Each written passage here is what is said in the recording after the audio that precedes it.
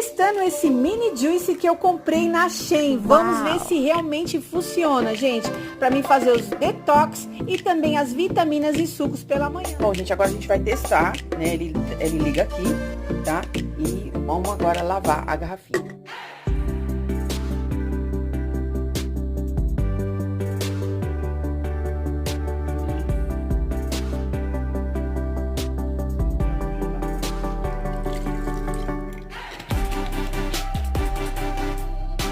Agora a gente vai apertar aqui e olha só, gente, tá funcionando, que é uma beleza. Vamos ver se isso daqui não vai desligar, né?